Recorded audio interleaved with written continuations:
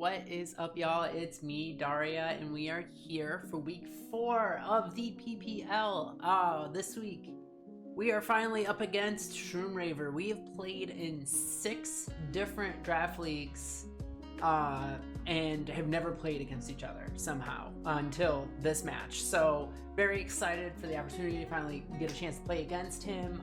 If you don't already subscribe to his channel, his information is down below. Please go check it out. He does very entertaining content where he is telling a story every season. When they go into the season, there's usually some sort of plot or storyline that he's working through, so it's very entertaining, very funny. It's a good time. I definitely recommend going and checking out his channel. And on top of that, he's very good at team building and battling, so we're going to need to bring our A game this week if we want to win. And we have a tough matchup. I think we actually have a very, very bad matchup. I did a number of mocks this week and lost most of them, and most of them were 6-0 losses. I'll get the matchup on the screen and we'll talk about it. As you can see, he has a Great Tusk, an Iron Moth, a Terrahaxorus. I absolutely love Terrahaxorus. Terrahaxorus was on the team, the only championship that I've won in Gen 9. I had a Terrahaxorus and a Terrafrostmoth. So those were my 2 kill leaders. Terrahaxorus can just straight up win games on its own. It's a crazy Pokemon. And that's the thing that kept 6-0ing me in mocks, so go figure. Iron Crown can also be pretty annoying for my team. Azu's always a threat. Uni's the bus. Not much needs to be said about that. And then there's a Sinistra and a Spidops, Terra Spidops. I think those are really the only major things worth mentioning here. I think we have the tools to potentially win. I went back and forth on a lot of different sets for this one. Very indecisive, just because I feel like if I brought certain checks to some things, I left myself vulnerable to other things. So just had a really difficult time coming up with a good game plan. But I did come up with one that managed to steal me a couple mocks. Hopefully it'll manage to steal me a win here against Shroom, and we'll just get into it and talk about it. So our dedicated lead for this one is going to be Blackberry, Arcasilia. I went back and forth a lot between whether or not I wanted to be Thunder Wave or Calm Mind. I haven't really ran Setup Crest yet. I do think it has an argument that it is more effective in this matchup, but I really need Thunder Wave for speed control. My hope is that I can just like Thunder Wave a Haxorus to slow it down. Originally I had Keyberry on this thing, which I thought was clever little tech, but I kept forgetting that Unnerve like stops the tech berries. Unnerve is very annoying to deal with when we're talking about the Haxorus. So my hope with this is that I can like get some Thunder Waves off to slow things down. I can stay healthy with Moonlight, and I can fire off some Future Sights and Shadow Balls. The Future Sights can like bait out the Iron Crown, which I can punish with things like my Treads or my Tyranitar. So I think this is going to be probably the most optimal set for Cresselia. Again, still not completely convinced Calm Mind isn't better here, but without the ability to use the Keyberry to really sit out in front of things, I think Thunder Wave makes more sense. Next up we have Vishiswa. We're running something a little different. We haven't ran this yet this season. It is a sub-leech seed set with leftovers. We have some bulk, and really we're just looking to be super annoying with this thing. Wear things down. I can keep things healthy on my team with leech seed and healing wish. This thing is just like a really good option to wear things down and keep my mons healthy. So that's the role that we'll be using Vishiswa in. There is an argument to be made for Choice Scarf in this matchup as well, but I think this is a set that will be less on his radar, and maybe we can surprise him with it. The key to this thing is just that we wear down the Iron Crown first. Next up, we have Tyranitar. We are running a mixed set this week with a Citrus Berry. Hopefully, we never find ourselves in a situation where we're relying on that Citrus Berry in front of a Haxorus, but I do think the mixed attacking Tyranitar will be able to catch him off guard. We have enough investment for Earthquake still to one-shot a Iron Moth and to two-hit a max HP Iron Crown. I expect Iron Crown to be like AV or something with like a lot of SPDF investment. I don't think it'll be too invested on the special side or on the physical side, so 2 Earthquakes should be enough. We have enough bulk to live a Tracheon Cutter from an AV Iron Crown. And we have enough to do a significant amount of damage with Ice Beam and Thunderbolt to things like Great Tusk, which wants to switch in on this. Like if it's max HP, I'm pretty sure Ice Beam can 2-hit. I'm sorry, if it's not max HP, Ice Beam can 2-hit. If it is max HP, we're doing like 35 to 45, which is still pretty solid damage. I think it'll still catch him off guard because it's not the free switch and he thinks it is. We can also catch things like a Sinistra with a Ice Beam, although I don't think he ever switches a Sinistra into this. And we can also catch like an Azu with like Thunderbolt. Or even like a Murkrow if he brings that for some reason. I don't expect to see a Murkrow, but I did see it in one of my mocks. It was a little bit annoying, so it's not completely off the table, I guess. Anyways, next up we have Raspberry. Honestly, like, I didn't super want to bring Raspberry this week, but I felt like with the Haxorus, it's pretty much necessary. I just need to make him think twice about clicking Scale Shot, because like a Swords Dance Scale Shot build of Haxorus can be absolutely disastrous for me without an Amorous, so I need to have this here just to shut down Scale Shots. If I get a chance to set up with this thing, it can just like claim a couple. It has Earth Power and Draining Kiss, which is all it really needs against this team, and I have Double Dance, so once I recognize and identify what his switch into this is, I can just like counter boost to make sure that can't knock me out. So that's the plan with Raspberry. Hopefully it can break some stuff and help wear things down as well. I essentially want Vishiswa, Dark Chalky, that's the Tyranitar, and this to wear things down so that I can win with one of 2 things. The first is going to be Smoothie, our Toxtricity. This is their first week coming, so I'm really excited to bring Smoothie for the first time this season.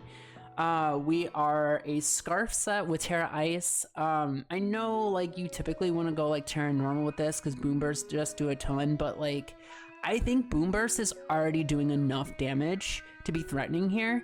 And the things that can switch in on this don't like say for example it's a really bulky Sinistra. I can break through that Sinistra with Terra Ice. So that is the thought process with this. But what I really want to save my Terra for is our WinCon, which is going to be the league leading Iron Treads, Terra Iron Treads. It is currently sitting at the top of the league, leading all Pokemon in knockouts. This thing has been absolutely wonderful for us this season so far. We are Terra Stellar this week. The hope is that we can wear things down enough, get something within range to where a Terra Stellar Rapid Spin can pick it off, and we go +1 speed and just win with our Booster Energy. Between Booster Energy and Terra Stellar, we are doing an absolute shit ton to everything on this team with Earthquake Knockoff and Earthquake Knockoff and Ice Spinner. So that is our plan. It's not foolproof. I feel like I can only win if I position myself well enough to win here because his team is so threatening into mine. Particularly the Haxorus. Like I just have this. The name of the game here is try not to lose to Haxorus. And the way that I do that is I set up before it does. So I need to wear things down and then find that window to go ahead and set up. Do not give Haxorus the chance to come in and set up on me. And if it does try to come out and set up on me, I have to hope that I can slow it down with a Thunder Wave from Cress. Hopefully it's not like Lumberry Substitute or like Terra Electric or Terra Ground. Because if it is, I might just outright lose to it regardless. So yeah, that's the plan for this week. Good luck, have fun to Shroom, and I'll catch y'all right back here for the battle. Alright y'all, we're here for the battle. Good luck, have fun to shroom. I literally just got home from basketball. I didn't have a chance to get all pretty. Basketball went longer than I thought it would, so I thought I'd give myself time to get all pretty and stuff, and I forgot. Anyways, it is Terra Fairy Hacks. The Murkrow is here. The Murkrow is here. Okay, so I did see Murkrow in one of my mocks. It was one of the ones I won, actually. Very, very few. And so I'm hoping that's a good omen here. I think I still lead with Blackberry because I think Crown is still his lead here, his best lead. So I think I lead with Blackberry and immediately try to chip down the Crown. So I can clear the way for Vishiswa to do a little bit more work.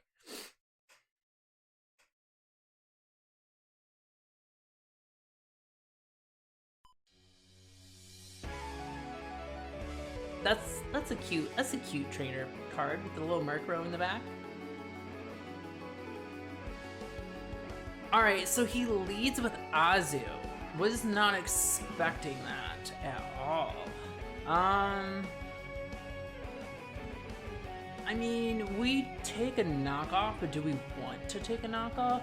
We could go Raspberry here, but I think I need to keep Raspberry healthy for Haxorus. So I think I'm just gonna try and T-Wave this thing. Alright, so we get the Thunder Wave off. That's good. He knocks. That's a shit ton of damage. It is Choice Banded. Gross.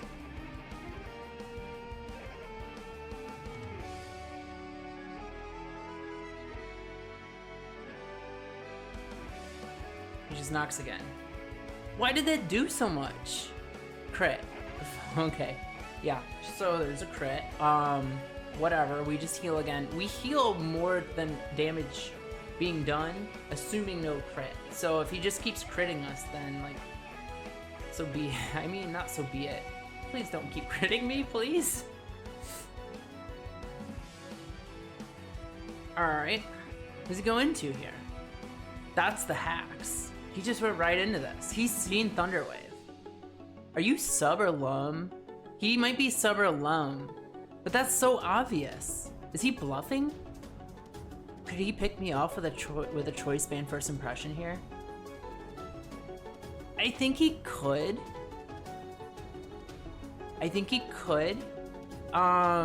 But that's good for me if he's choice banded. So if we lose Crest here, so be it. I'm just gonna Thunder Wave, because if he Swords Dances, I think I'm kind of fucked. And if he Scale Shots, that's fine. That'd actually be kind of ideal. Terra Hacks, I miss you so much. What a great Pokemon.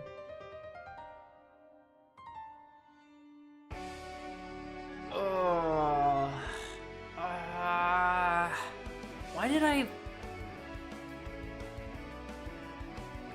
Why did I Thunder Wave there? I fucking knew it was sub. That didn't make any sense. I should have always attacked. The problem is, like, Shadow Ball doesn't even really, like, it's a roll. It's a roll to break sub. And if he's got investment, we're just not breaking sub anyways. I still think clicking Future Sight there was probably the right play, though. I hope I didn't just lose.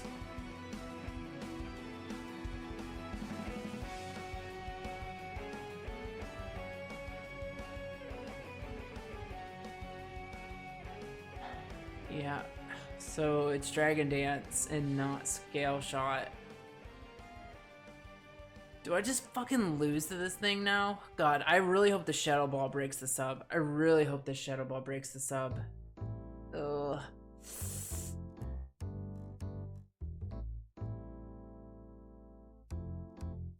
We can live one. Surely. That did a lot of damage. Why did that do so much? Oh, he's life orb.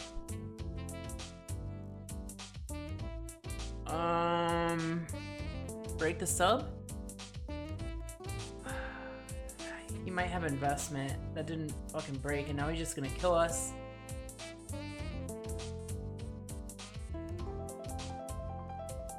Oof, rough. I still feel like that did more damage than it should have. He might be, he's like adamant life orb.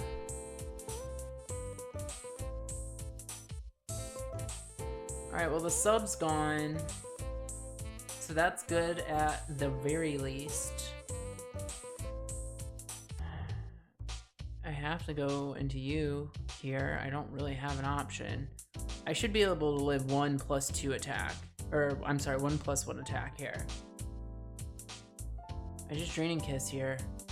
And just get some chip and... hope I get a crit or something, I guess. I guess I'm trying to stall this thing out with like recoil, like from Rocky Helmet and Life Orb, I guess.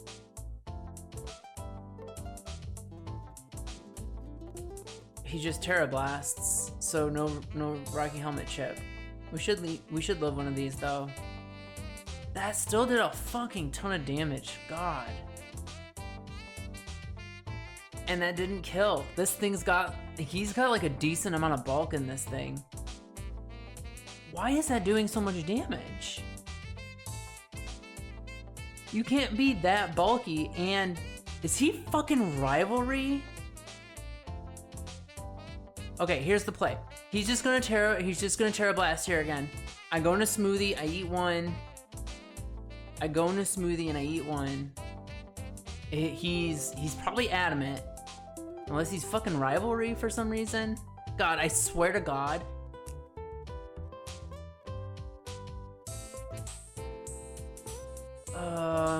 We should outspeed because of our investment in our scarf. We're just fucking dead. We're just fucking, are you?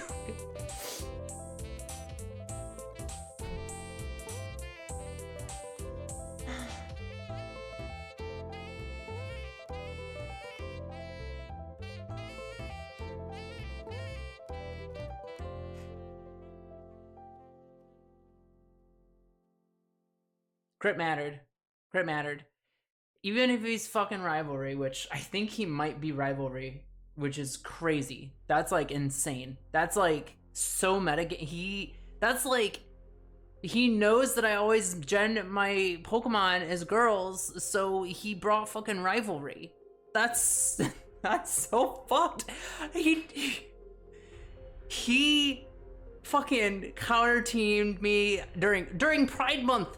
Can you believe it? During Pride Month? Unbelievable. This is unacceptable. Oh God, I should have brought a scarf. Vishiswap. A Gung told me. Murkrow. Fine. Whatever.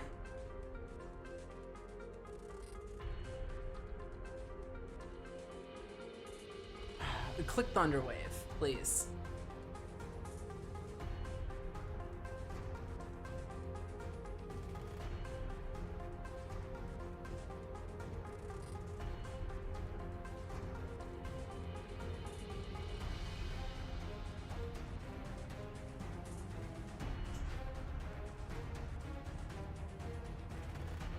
Here's where I Ice Beam because he goes Tusk, and even if he's like max HP, I'm doing 50%. I should get a big chunk of damage off here.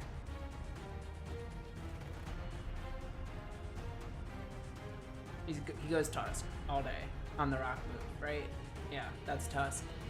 This should do about 50. That's way less than 50. This dude's Assault Vest. If he rapid spins here, I might just fucking lose. I literally think I lose if he rapid spins, but I don't know what else to do here. I am booster attack, not speed. I just got an ice beam and hope I freeze or something. Fuck. That's GG's unless I get a freeze here.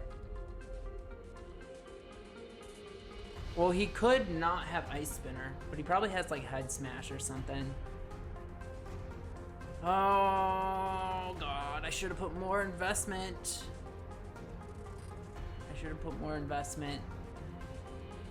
I should have calced AV Tusk, not just max HP. I think I just lose now. Yeah, fucking dunked on.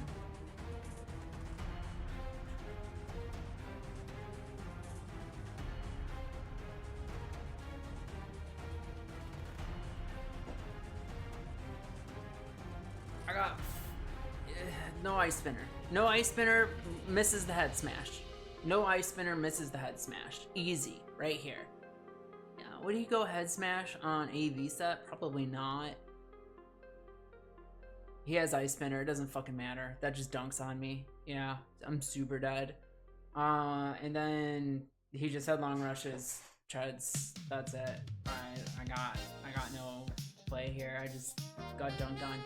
I cannot believe I waited 6 seasons to play this dude and I got 5-0'd. Oh my god. I got the fucking Haxorus, dude. Haxorus is a menace. And I can't believe I T-waved on that. God. I can't believe I T-waved on obvious sub. It was like so obvious that he clicked sub there. I should have always clicked Future Sight. But I was thinking of a million different things. And I just made the wrong play, and he for sure outplayed me. He brought a better build, a better comp, and he just dunked on me. And if he actually, I gotta talk to him and get that set. If he actually brought Rivalry Haxorus into me, that's insane. That is such a cool, that's such a cool attack. I can't even, I mean, I'm still upset, but I shouldn't be, but whatever. I guess I'll catch y'all at Starlight Cafe. Oh god. Welcome back once again to Starlight Cafe. This week was a rough one. I mean, like, really rough. Especially for our precious Toxtricity, Smoothie, who made her season debut only to immediately get crit by Haxorus and get knocked out without even a chance to use an attack. We'll need to go training montage mode to get Smoothie ready for future battles. We're not giving up on her yet. For that training, she's going to need plenty of energy and strength.